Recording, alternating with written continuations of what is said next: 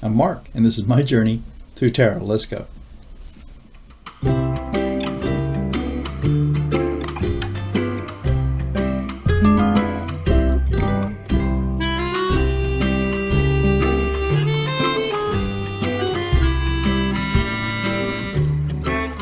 So this is going to be a double read. I'm going to do a quick read on Prince Philip and then right behind that on Camilla. So hang on. Here we go. So I thought I'd use again today the Tarot Grand Lux. That worked out really well yesterday. And so I think we'll have a good luck today with this. I took a moment to look through this booklet that comes with them. And rather than give you ideas on how to divine the message from each card, it sort of gives you a little background of this artist, Cara Marchetti's thoughts for making the deck. So, nice deck. And then, as I showed yesterday, it's a very nice set of cards. They're kind of biggish, so if you're concerned with how they'll fit in your hand, you may want to consider that. But they've got good depictions. I found actually a couple of faces in here that are not white, so I like that.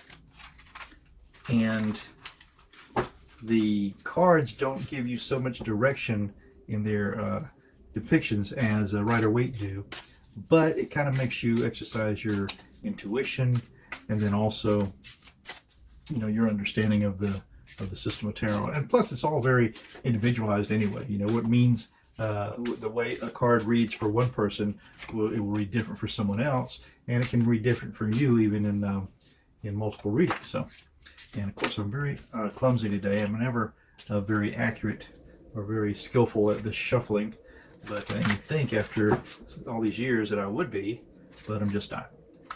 But this seems to be the least important part of the whole process. The important part seems to be knowing when some messages come through or when some divine information gets into these cards. And so we'll see how this works out for Prince Philip. He certainly has had a long, interesting life. And see what the cards say for him. Let's cut them first.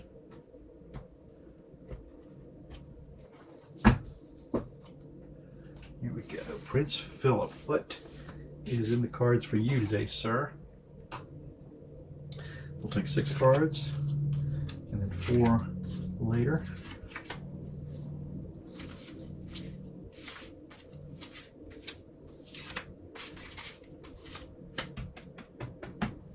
That worked out. These cards have kind of a waxy smell to them, actually, and that's interesting. I hadn't noticed that in other decks. Signifier card for Prince Philip today is going to be, wow, the Ten of Cups. And so the Ten of Cups speaks to us about usually family life and a happy family life.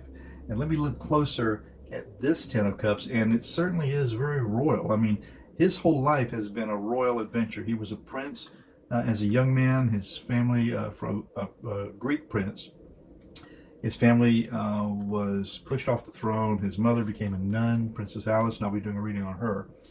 But if this is Prince Philip, what signifies Prince Philip, then it says to me that he has reconciled himself a long time ago with his royal existence. The challenge to that, though, is the Two of Wands. And the Two of Wands speaks to us of making plans.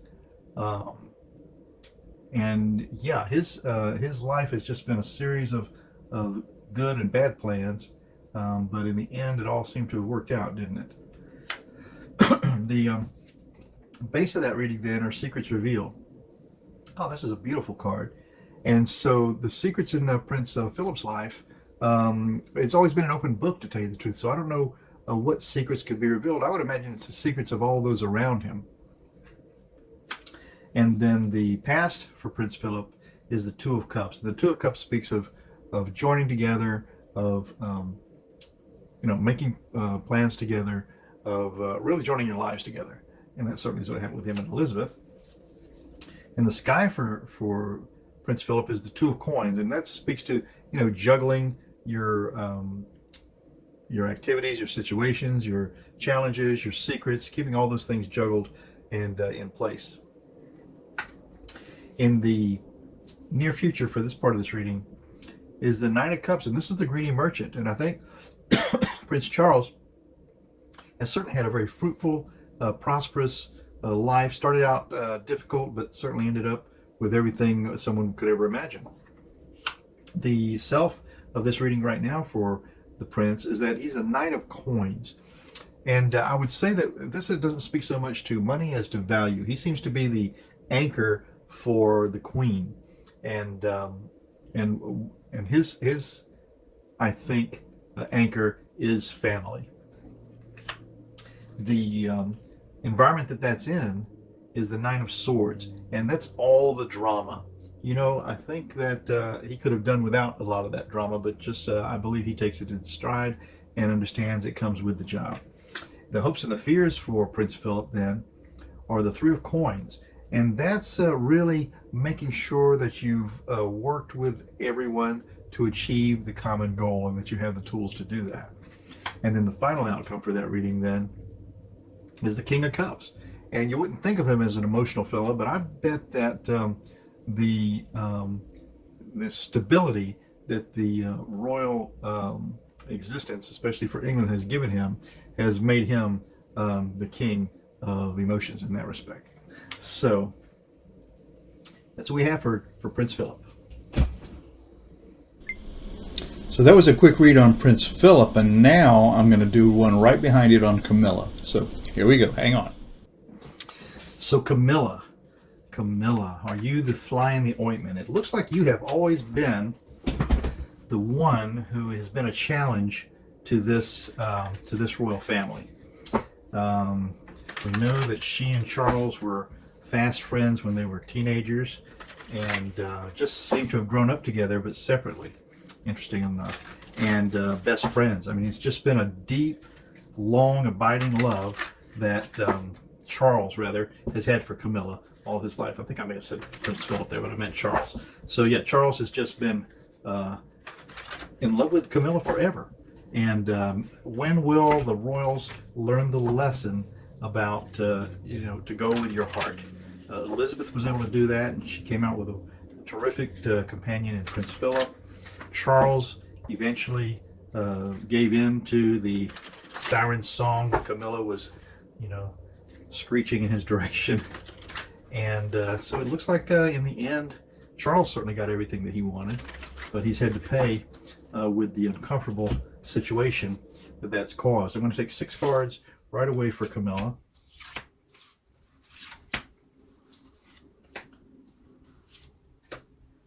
And then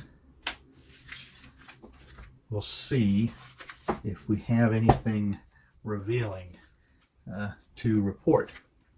So the signifier card for Camilla is the Five of Swords, and the Five of Swords kind of speaks to an abuse of power. Or I don't know how that works for her, an abuse of power. We'll just leave it right there and see how the rest of the reading pans out. So Five of Swords is a signifier for Camilla. Then the challenge to her in that regard is just like it was for Philip recently. In the previous reading, the Two of Wands, and the Two of Wands is making plans for the future. So she has a whole other family with her ex-husband and children there, and now has started this other life with Charles so many years ago, 10 years or so past, I believe. Of course, they've always had a life together. The base of that reading then is the Queen of Cups, Queen of Passion. And she doesn't look like that's who she is, but for Charles, that's exactly who she is, and that's what matters, isn't it? The recent past for Camilla then is Judgment, and she certainly has had her share of judgment. And I believe this is a card I pulled for Camilla in a series, a 4-part series too, Judgment. So yeah, she's had to live through earthly judgment. In the sky for Camilla then is the 5, 6, 7 of coins. And the 7 of coins is wondering, has this harvest been fruitful? Have I done enough? Should I have done more? But this person looks very satisfied with what they've accomplished in their harvest. And I'd say that's probably where she is. The likely outcome for this first part then is the Ace of Swords. And she nailed it. She got exactly what she wanted in the end so far anyway. She will be the Queen Consort. And what an amazing life she worked out for herself. The self of Camilla right now, though, is the Wheel of Fortune.